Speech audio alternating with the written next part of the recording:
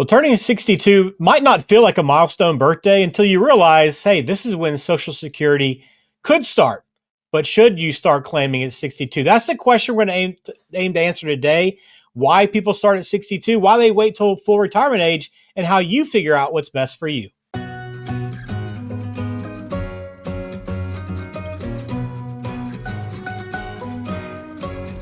Welcome in. This is Dollars with Dennis. Glad to have you once again on the show, on the channel. If you haven't subscribed, please do so.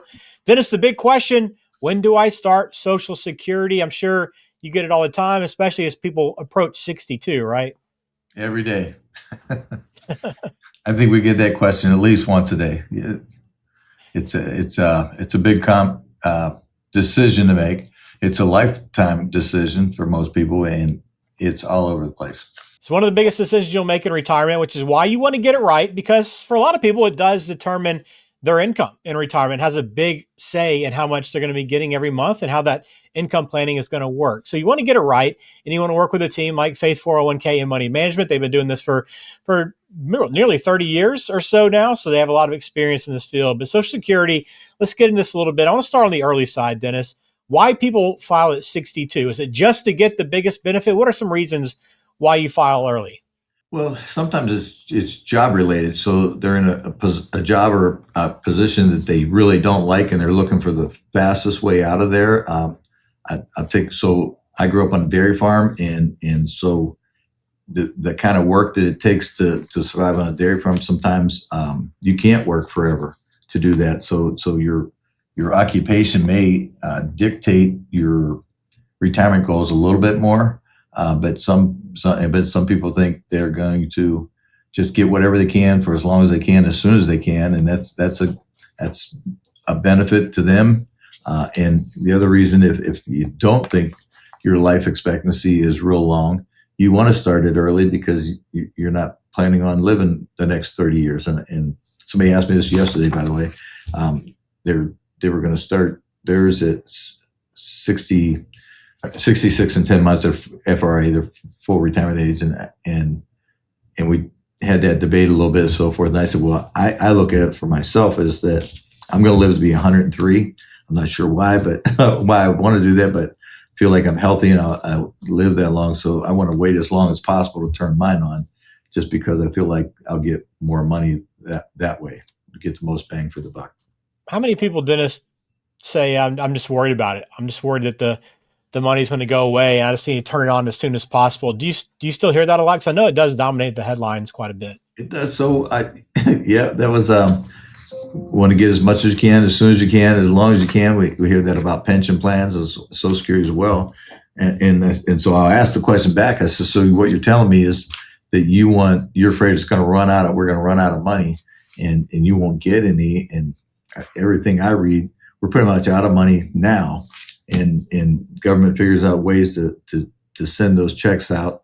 We went through the 43-day shutdown, and we still send out Social Security checks and stuff like that. But it is not all it's cracked up to be. But there are some challenges, and there are people that think if we run out of money completely in Social Security, in the Social Security fund, that they won't get a check. But I feel like that sooner or later we'll make some adjustments there that need to be made.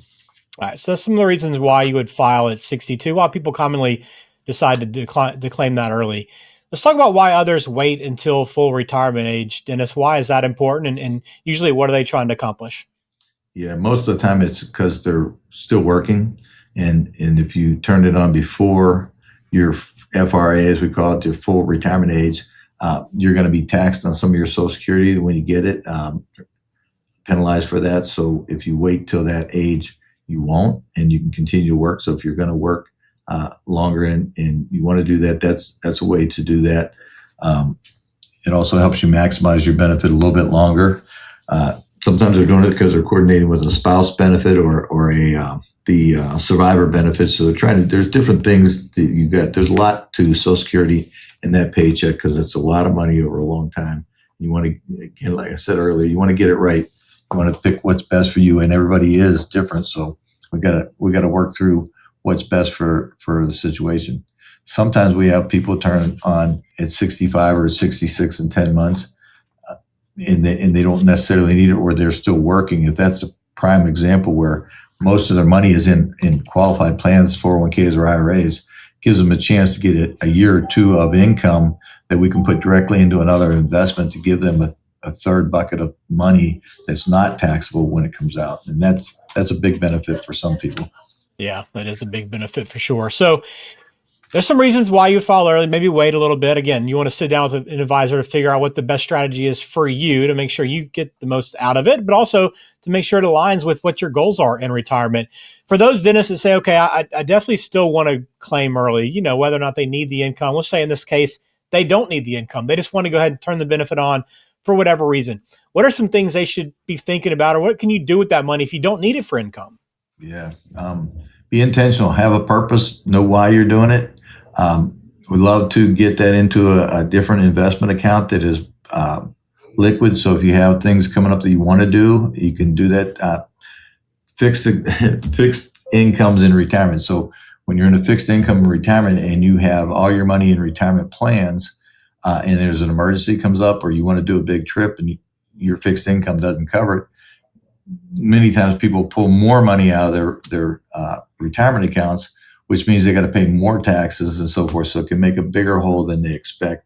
So turning it on sooner and having a place to invest that money for the long term or until you're ready, and then try testing yourself to, can you live on the Social Security that you get? Do that for a bit. See if give yourself some months to try to do that with that number before you turn it on, so you can see how much it affects you or won't affect you. Planning, obviously key, no matter what you decide to do with Social Security. Dennis, take us into the office at Faith 401k just for a few minutes before we get out of here, and just kind of take us into the planning process and how you help someone that comes in and maybe has an idea about what they want to do with Social Security, and then kind of how you help them get to that correct decision, what's best for them. Yeah, so we ask some of those questions about longevity and health and goals, what their intentions are in retirement, what they want to have happen when they leave this world, that kind of stuff.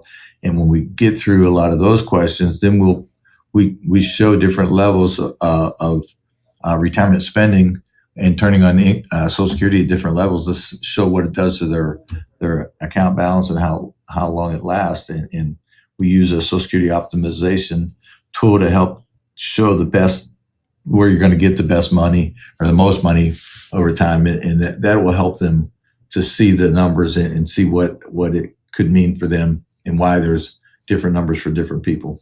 All right. It all begins by going to 401k.faith. You can also call the office as well if you prefer to do that at 513-898-1897. But again, have a plan for Social Security. Don't just turn it on because you want to stick it to the government, whatever the reason might be, right? You want to make sure you have the best strategy for you that'll last you throughout retirement. So get in touch with Dennis. Hopefully this answers a few questions about Social Security, but we always encourage you to get in touch if you have additional questions to ask.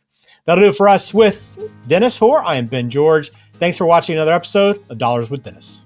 Thank you, Ben. Securities and advisory services offered through LPL Financial, a registered investment advisor, member FINRA SIPC.